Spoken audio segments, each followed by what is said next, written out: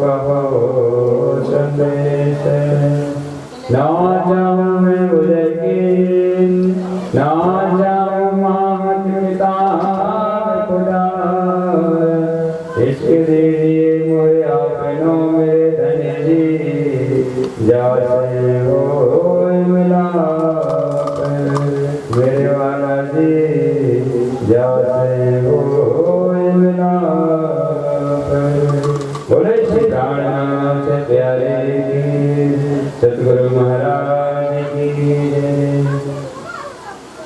तखत पर विराजमान अक्षरा सिद्धांत धनी बांगा मूर्ति श्री तारतम सागर ग्रंथ एवं वेदन साहब वाणी की रुचि में श्री राधे एवं श्यामा जी महारानी विराजमान हैं और हमारे बीच में समस्त सुंदर साथ अपने अपने आसन लगा के बैठे हैं। आप श्री के चरणों में मेरा कोटि कोटि प्रणाम स्वीकार हो। प्रणाम जी। तो प्यारे दर्शक जी, ये दिव्य चर्चा को करते हुए पूरे श्रावण मास की पंचमी से श्री वीर साहब का शुभारंभ एवं आज 14 के दिन हम सभी वाणी को अष्टपहर की मंगल चरण पर चर्चा होने जा रही है। जो हमारी विगत चर्चा इन दिनों में निकल चुकी है। अब आज हम श्री प्राणनाथ स्वामी लाला जी महाराज जी के मुखारविंद से मंगल चरण का अनुवाद कराएंगे। तो सुंदर साथ जी, हम सबका बड़ा सौभाग्य है कि जो कि हम सभी सुंदर साथों ने मिलजुल करके इस चर्चा वाणी को पूरे निरंतर एक माह तक श्रवण किया और आज हम यहाँ पर अष्टपहर की सेवा में यह मंगलाचरण प्रभात करेंगे। तो हम सबको अष्टपहर में 8 पहर रात दिन एक पहर 3 घंटे का होगा। सुंदर साथ जी, इस प्रकार से 8 पहर रात दिन के जो हुए पन्ना धाम में श्री राजी महाराज गंगा जी दरबार में घुमट जी की जो शोभा है श्रृंगार है, वहाँ पर श्री राजी महाराज जी के संग रात और दिन सुंदर साथ श्री जी की सेवा किया करते थे। उन सेवाओं का हम सभी सुन करके अपने आत्मा को बोध करेंगे एवं सेवा का अपना भाव भी उसी प्रकार से सेवा में लगाएंगे। तो श्री साहब जी प्रथम चर्चा शुभारंभ करेंगे मंगलाचरण से और आज की चर्चा संपूर्ण 8 पहर पर चर्चा होगी। धीरे धीरे उजागर की संध्या के 7 बजे तक अपनी चर्चा चलेगी। इतनी चर्चा में संपूर्ण विचार का पूरा सार पत्र जो है संक्षिप्त में आप सबको सुनाने का हम प्रयास करेंगे, क्योंकि हमें चर्चा को यही पर संपन्न करना। सुंदर साथ जी, तो ये चर्चा हमारी आज 7 बजे तक चर्चा चलेगी और सुबह रातकालीन भजन के समय हमारी चर्चा का यही प्रोग्राम हो जाएगा। बोले श्री प्राणनाथ प्यारे की जय। तो प्यारे सुंदर साथ जी, चर्चा को शुभारंभ करने से पहले अपने दिव्या को पवित्र करते हुए श्री राज जी के नाम का भजन करेंगे। इसके बाद चर्चा शुभारंभ होगी। तो सुंदर साथ जी सभी भावों के साथ थोड़ा सा भजन गाएंगे। इसके बाद चर्चा शुरू होती है। बोले श्री प्राणनाथ प्यारे की सतगुरु महाराज की जय। श्री राज श्यामा श्री राज श्यामा। श्री राज श्यामा श्री राज श्यामा।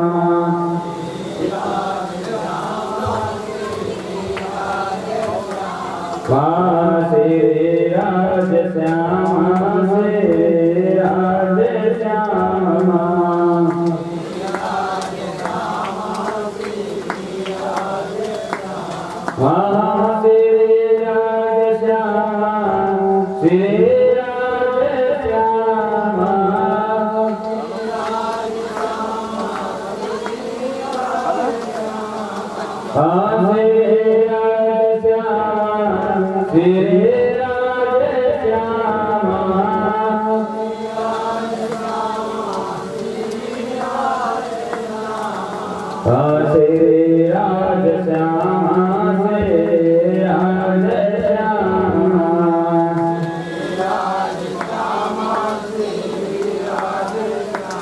Wow. श्री राधे श्यामा श्री राधे श्यामा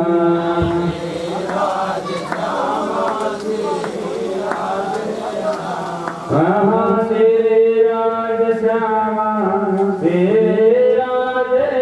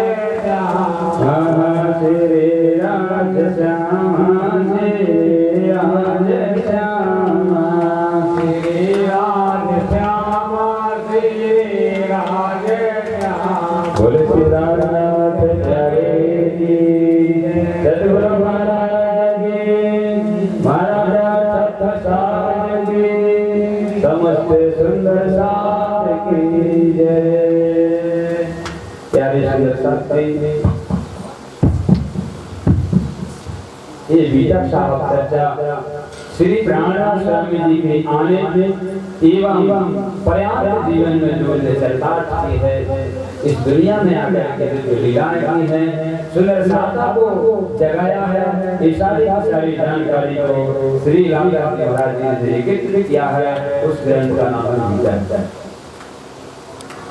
श्री प्राणनाथ श्री देवचंद जी महाराज 7 साल एवं 9 सुंदर सातों के जीवन काल की घटनाएं हैं, जो जाकर के कई पुराणों में एवं बाइबल में और जाकर के ऐसे अनेक धर्म ग्रंथों में जो श्री जी साहब जी के आने की बातें कही गई थी, वो भी भविष्यवाणियां श्री प्राणनाथ जी महाराज जी के भीतर साहब में संकेत मात्र में जानकारियां दी हैं। इस प्रकार से जैसे भविष्य का स्कंद पुराण जो जाकर श्री प्राणनाथ स्वामी जी ने इन पुराण की सहायता से एवं पुराण में जाकर के हुसैनी के अंदर जो विवाद हैं, ये सारी की सारी जानकारियां हम सुंदर साथों के लिए देते हुए श्री साहब जी ने इस ग्रंथ के अंदर संपूर्ण जानकारियां विस्तृत रूप से हम सबके बीच में सुना चुके हैं। तो श्री प्राणनाथ जी महाराज की चर्चा सत्ययुग के राजा से लगा करके कलयुग के पर्याप्त राजाओं की चर्चा सौहार्द में सुनाई गई थी, जो भविष्य खंड में ये सारी बातें आई हैं। जैसे सत्ययुग के राजा 17 राजा राज करेंगे सत्ययुग में, 29 राजा त्रेता युग में होंगे, 19 राजा द्वापर में होंगे और 20 राजा कलयुग में होंगे। इस प्रकार से जब कलयुग में 20 राजा होंगे तो 20वां राजा औरंगजेब बादशाह होगा। औरंगजेब बादशाह के शासन काल में ही इस दुनिया में अक्षरात इमाम मेरी श्री प्राणनाथ स्वरूप इस दुनिया में प्रकट होंगे, ऐसा शास्त्र वर्णन है। और सत्य के एक सत्यवादी तपस्वी राजा शांतनु के भाई भ्राता देवादेवी एवं मनु इक्ष्वाकु वंश के सम्राट राजा जी ने बहुत योग बल तप के माध्यम से परमात्मा को प्रसन्न किया था।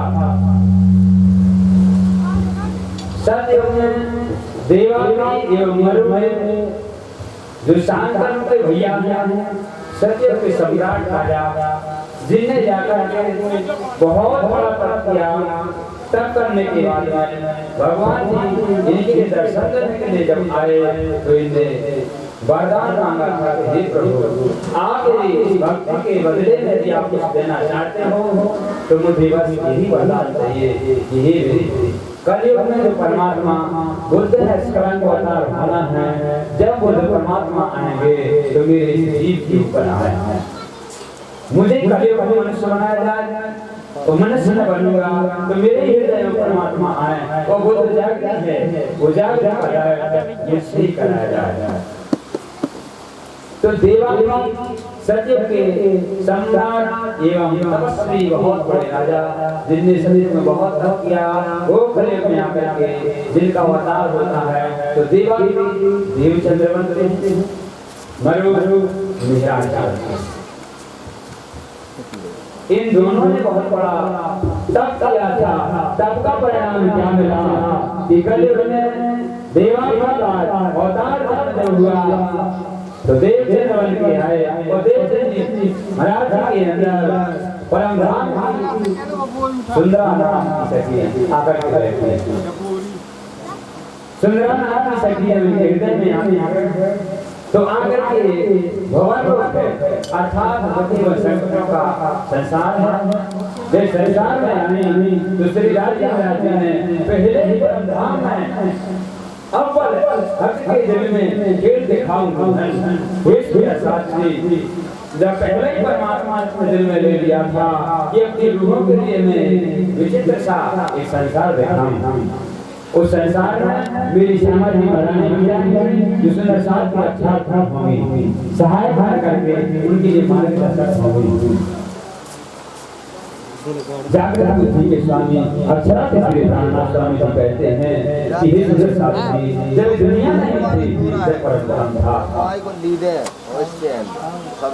परम धाम है हम सब परमात्मा एक ही थी, वहाँ पर कोई ज्ञान नहीं थे, वहाँ पर कोई मजहब नहीं थे, वहाँ पर क्या था एक दिली थी अर्थात हम पर सभी धर्म में थी, ना कोई स्त्री ना कोई पुरुष, केवल सभी स्त्रियां जाती थी, मोमनें थी, आत्माएं थी, रूहें थी।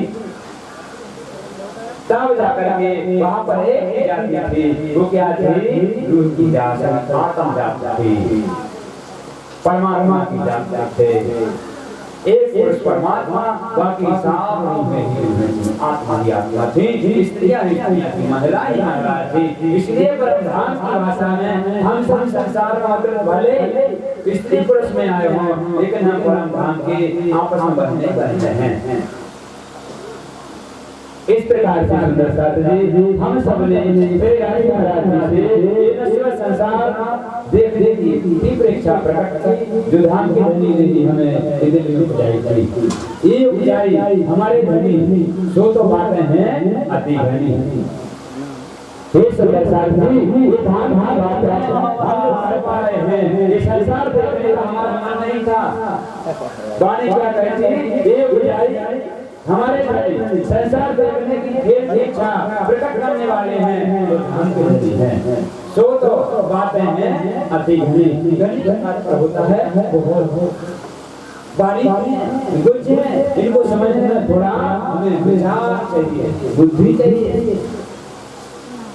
तो वाणी श्री प्राणनाथ जी ने अपने वाणी में कहा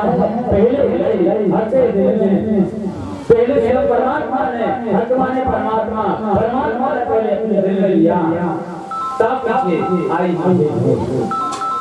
राजी ने संसार दिखाने का पहले अपने मन में लिया, इसके बाद में अक्षर ब्रह्म के मन में प्रेरणा प्रकट कर देते हैं, तो अक्षर ब्रह्म भी अपने दिल में एक इच्छा प्राप्त हो जाती है कि होना हो। सदियों से मैं आपके दर्शन के लिए आता था, लेकिन हे राम के धनी आज मेरे मन में एक इच्छा और ज्यादा जागृत हो रही है। वो क्या है?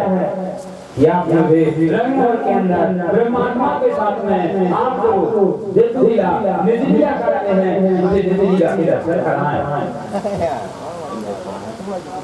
इस प्रकार से जब भाव आया, अक्षर ब्रह्म का मन बना, राजा ने पहले आत्मा को अक्षर ब्रह्म का संसार दिखाने का मन में फैसला लिया था।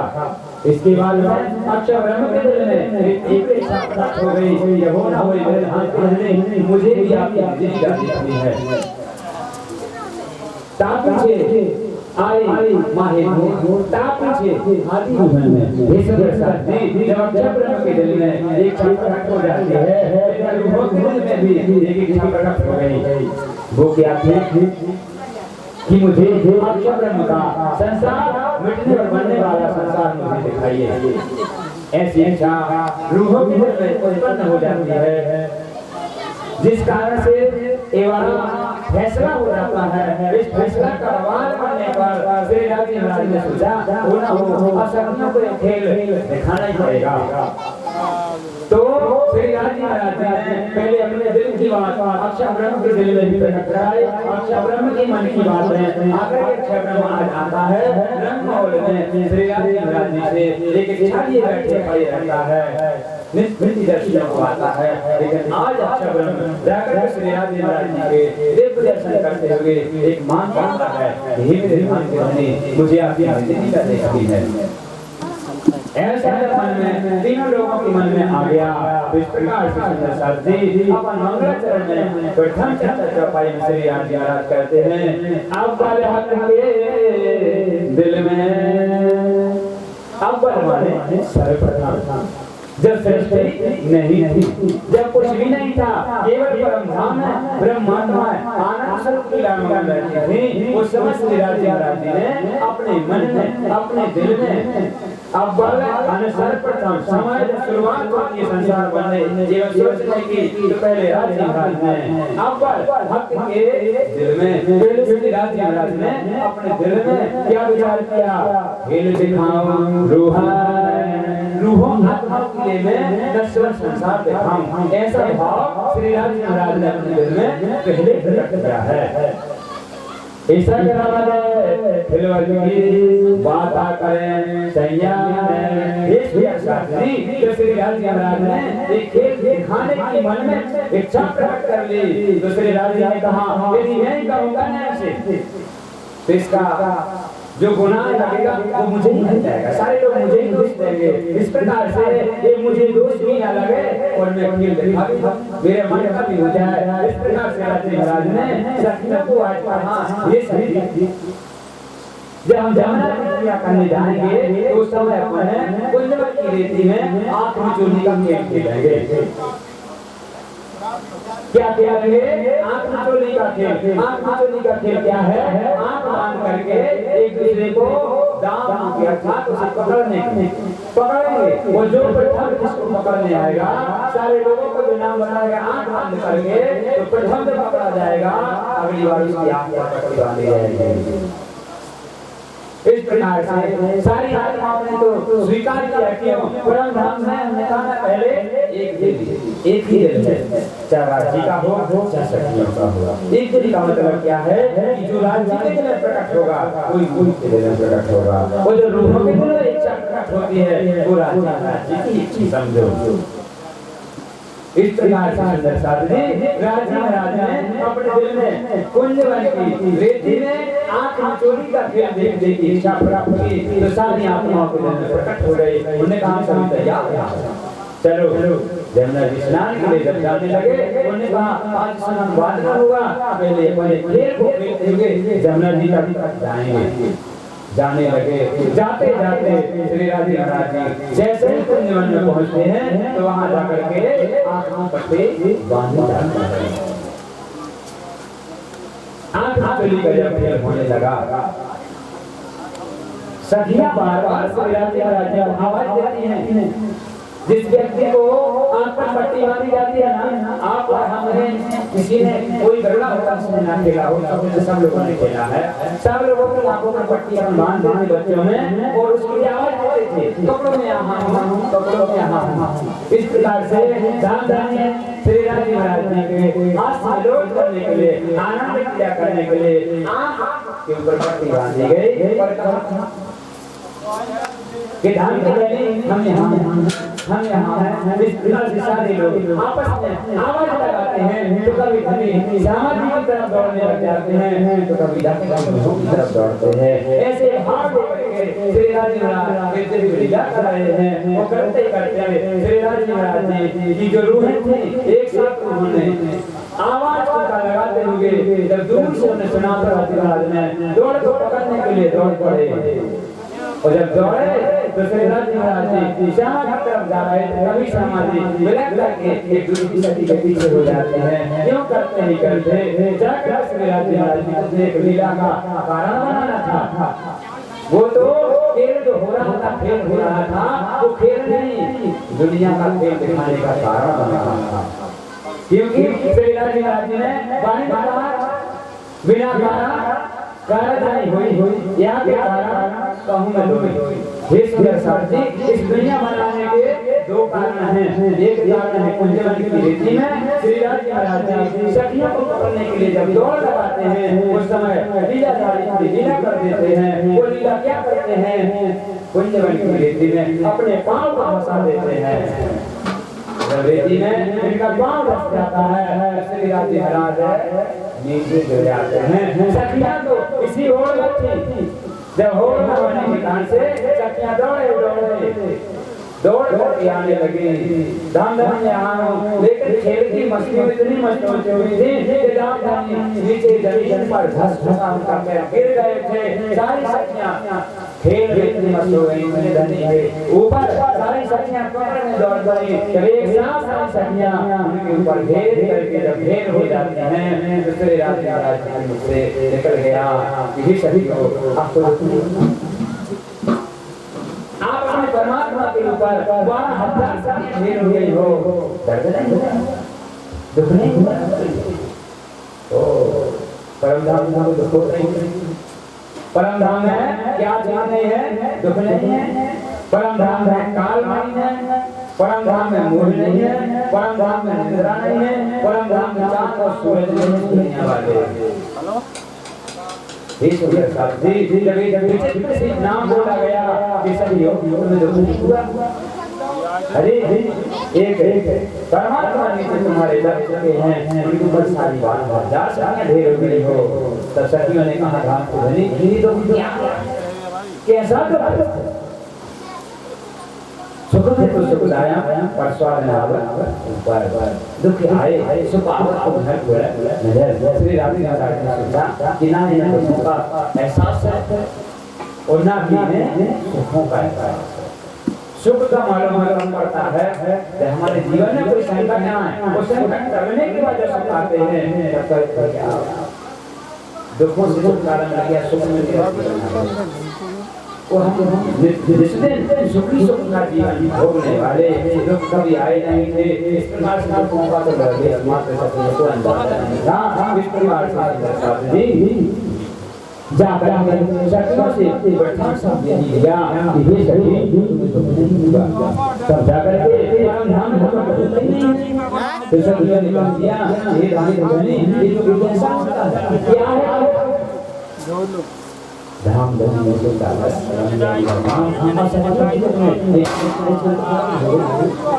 धाम धनी से सखियां कहने लगी मुझे बताओ क्या है।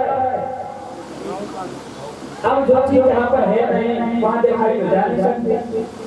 जैसे हमारे यहाँ पर सत्संग के लिए बैठे हुए हैं और सब झगड़ा यहाँ तो अच्छा बोला जाएगा, आपके लेकर ये पहुँचाने की बात नहीं की जाएगी। इसी प्रकार से परम धाम का सुख का स्थान है, वहाँ तो सुख किया जाएगा। लेकिन मांग दिखाई की रही है मुझे तो खाओ कैसा होता है अब धनी यदि बताना भी चाहे अपने परम धाम में संभव नहीं है। इस प्रकार से सखियों को सांत्वना देते हुए राम धनी ने कहा ये सही अभी समय अभी अपना सब यमुना जी का पीड़ा करेंगे। पीड़ा करने के बाद में समय उपरांत आपकी इच्छा का हम इसे आपकी जिज्ञासा को अवश्य हटाएंगे।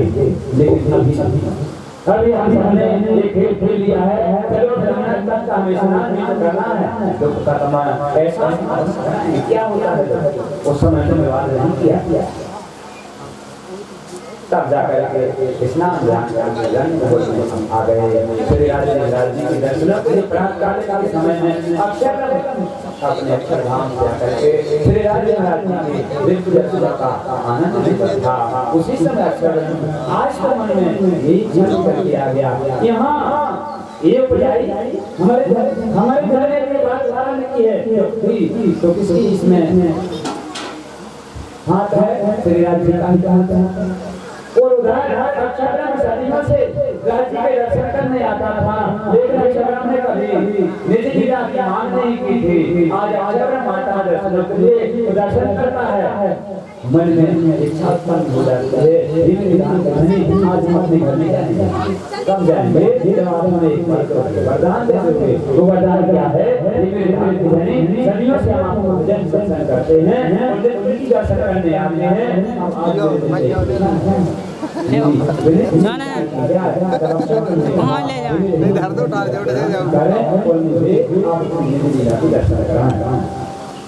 मन ही श्री राधे महाराज ने अक्षरधाम का प्रणाम स्वीकार करते हैं। अक्षरधाम श्री राधे महाराज के पिछवाड़े पीछे वाले दक्षिण दिशा के मुख से जब प्रणाम करने लगे धर्म से तब श्री राधे महाराज जी ने क्यों प्रणाम कर दिया। जब ये प्रणाम स्वीकारा तो अक्षरधाम आला हो जाते हैं। आला होंगे तब उसी समय सारी सखियों की नजर थी श्री राधे जी से जुड़ी हुई थी। बड़े माइक को भी कर दिया तो श्री राधे महाराज जी की नजर से जुड़ी थी। तब जाकर श्री राधे ने लोगों से नजर हटा करके अक्षर ब्रह्म पर अपनी नजर डाली। उसी समय सारी सखियों की नजर अक्षर ब्रह्म पर पड़ी। जब अक्षर ब्रह्म पर नजर पड़ी तो अक्षर ब्रह्म को देख करके सखियों के दिल में एक जिज्ञासा उत्पन्न हो गई। वो जिज्ञासा क्या हो गई? ये कौन है? क्या इच्छा उत्पन्न हुई? ये पुरुष कौन है? ये जो भगवान जी खड़े खड़े दिखाई दे रहे हैं ये कौन है? सखियों ने यूं जब प्रश्न किया रामदेव जी ने कहा सखियों ये अक्षर ब्रह्म है। ये क्या करता है? कहाँ रहता है? तब रामदेव जी ने सखियों से कहा ये सही अपने परम धाम से नदी पार इसका माहौल है जिसका नाम है अक्षरधाम, जिसे शास्त्रों में वैकुंठ कहा गया। नित्य वैकुंठ इसका घर नित्य वैकुंठ अक्षरधाम है। तब जाकर के सखियों ने कहा तो इसकी क्या लीला है? और भी कोई अकेला रहता है? नहीं ये अकेला नहीं है। जैसे हम सभी 12,000 एक साथ हैं इसी प्रकार से ये भगवान जी जो है अक्षरधाम ये भगवान जी के साथ में भी इसलिए है 24,000 है जो अपनी लीला के साथ करता है। लेकिन इसके पास में एक पावर और है। वो पावर क्या है? ये संसार बनाना और मिटाने का काम करता है। इसके संसार में अनंत देवी देवता अनंत प्रकार के लोग होते हैं। इसी के संसार में जो अपने प्रथम मांगती थी ना जो एक ब्रह्मांड बनाता है इसके ब्रह्मांड में ही दुख और शोक का मेल होता है। तो सरूद ने कहा ये दान नहीं बोला अब तो मेरा मन करता है इसी का खेल क्योंकि इसके खेल में सुख भी है और दुख भी है। तब जाकर के रामधनी ने सखियों से कहा ये सही है इसके खेल में दुख तो है लेकिन एक चीज और वो क्या है? इसके खेल में जाने के बाद इंसान की यात्रा खत्म है। क्या है? भूल जाता है। तब जाकर रानी सखियों ने कहा हे मेरे दान का रहने हम जाकर आसक्तियां हैं धाम रहने में हम नित्य लीला करने वाले हैं हम आपको भूल नहीं सकते हैं सखियों की मांग है हे मेरे धाम का रहने मुझे क्षण होता संसार रात ब्रह्मांड मुझे दिखाओ जिसने सुख और दुख आनंद के कोटि देवता एवं मानव दाता सभी प्रकार के जीव रहते हैं जहाँ पर दुख एवं सुखों का एहसास होता है मुझे दिखाओ तब धाम धनी ने हमें मना किए 3 बेर हमने धनी से मांगे बेर ये मेरी धाम की धनी आप मना नहीं करते वो आप मना करते हो एक बात सही बताओ आप मुझसे प्रेम करते हो परमात्मा तो प्रेम स्वरूप ही है प्रेमानंद है परमात्मा तो वो परमात्मा से जो प्रेम से ही है या प्रेम नहीं हो तो क्या है सखियों ने कहा आप मुझसे प्रेम करते हो इन्हें यही पता नहीं आप चाहते हो उन्हें कहा प्रेम करते हैं आपको उन्हें अच्छी है तुम मेरी आज्ञा हो लेकिन प्रेम कैसे करते हो आप जब आप मुझसे प्रेम करते हो और आप सामने जब ये लीला सारे सरकार की अपना धाम की लीला करता हूँ तो आप बिना प्रेम कहीं करता नहीं आपसे अनंत गुणा करता हूँ सभी आपके बिना मैं एक पल नहीं रह सकता हूँ इतना प्रेम करता हूँ तो सखियों ने कहा जब आप मेरे बिना एक पल नहीं रह सकते हो तो एक मिनट कहीं नहीं कर सकते हो यदि तुम्हारी आत्मा तुम धनी हो वो तुम धनी आत्माओं से इतना प्रेम करते हो तो आत्मा की एक इच्छा नहीं करते पूरी कोटा जन तुमसे प्रेम करते हैं जैसे हम और आप हैं आप हमसे प्रेम करते हो और हम यदि आपसे कोई मांग लिख दें भैया ये काम कर देना और तुम प्रेम करते हो तो करोगे कि नहीं करना पड़ेगा क्यों क्योंकि हम तुम्हें चाहते हैं प्रेम करते हैं प्रेम बस में आकर के हमें आपकी इच्छा की पूर्ति करनी होगी वो नहीं करेंगे तो कहेंगे कैसा प्रेम इतना से तो काम मेरी करी करते नहीं हो और ढोल बजाते मैं तुमसे प्रेम करता हूँ प्राणात प्यारे के सखियों ने इसी प्रकार से राज्य महाराज से कहा कि हे मेरे धाम के धनी तुम मुझसे अनंत प्रेम करते हो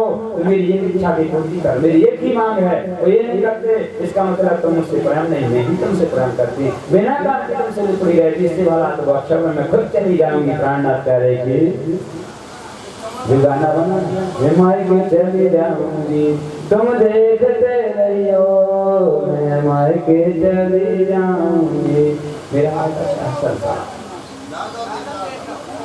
अक्षर ब्रह्म के धाम में मैं खुद चली जाऊँ इधर बिना इच्छा किए तुम्हारी धामधनी ने कहा मेरी बात का उल्लंघन न करते हुए सखी ने आपसे अनंत प्रेम करता हूँ तो उन्होंने कहा आप फेर बदल न करते हुए आप मुझे खेल दिखा दीजिए तब धामधनी समझाते हैं कहने लगे खेल तो मैं दिखाऊंगा लेकिन खेल एक विचित्र दिशा का है उस खेल में जाने के बाद तुम अपने धामधनी को अपने परम धाम की दिव्य लीलाओं को अपने निज स्वरूप को तुम भूल जाओगी हम भूले क्या है खाना नहीं भूले खेल करना नहीं भूले सोना उठना बैठना नहीं भूले कुछ नहीं भूले हम केवल भूले क्या है अपना घर अपना धनी और अपना स्वरूप बस 3 चीजें भूले हैं हमें अपनी पहचान नहीं मैं कौन हूँ जब तुम्हें खुद की पहचान है तुम्हारे साथी की क्या पहचान रहेगी इस प्रकार से धनी ने पहले मना किया था कि सखियों संसार में जाने के लिए हम मना नहीं करते हैं लेकिन संसार में जाने के बाद तुम अपने निज स्वरूप को भूल जाओगे निज स्वरूप क्या है तुम्हारा शरीर जो तन है वास्तविक तन है वो तुम भूल जाओगे सखियों ने कहा क्या समझ रखा मुझे मैं बुद्धू हूँ क्या बुद्धू नहीं हूँ जब मेरे धनी ज्ञानियों में गिरगन है श्रेष्ठ ज्ञानी है बुद्धि में महान बुद्धि के स्वामी हैं तो मैं उनकी स्वामी हूँ जब मेरा दुल्हा इतना ज्ञानवान है चरितार्थ है तो उनकी सखी क्या बुद्धू सखी ने कहा हे मेरे धाम के धनी आपने मुझे बुद्धू समझ रखा अरे मैं भी जाकर हूँ इसी तरीका से तब जाकर उस सखी ने कहा एक बार नहीं 2 बार नहीं 100 बार आजमाएंगे तो भी न भूले हम धाम की धनी एक बार में 100 बार भी हमें जमा के देख लो संसार बेच करके। हम जैसे आज तुम्हें भजन करते हैं, संसार में जाने के बाद ही भजन करेंगे और लौट करके घर आएंगे। घर को भी नहीं भूलेंगे, तुम्हें भी नहीं भूलेंगे, हम अपने निज स्वरूप को नहीं भूलेंगे। हमारा असली तन परम धाम में है, अपने तन में जागृत होएंगे। एक वचन सखियों ने जब और बचा करके कहा, फिर भी धनी ने कहा अभी भी आप मान जाओ। सब सखियों की और तोड़ देख करके सखियों ने बारंबार आग्रह किया। आग्रह करते सारी सखियों ने एक दूसरे की बाहें भर ली और कहा सखी हो सकता है, धनी को कह रहे हैं हो सकता है, ऐसा होने लग गया तो क्या करेंगे। सखियों के दिल में एक विचार आया।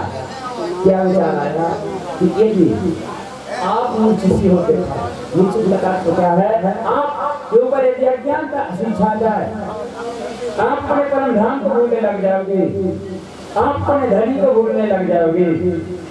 अपन कितने हैं, कितने हैं, 12,000।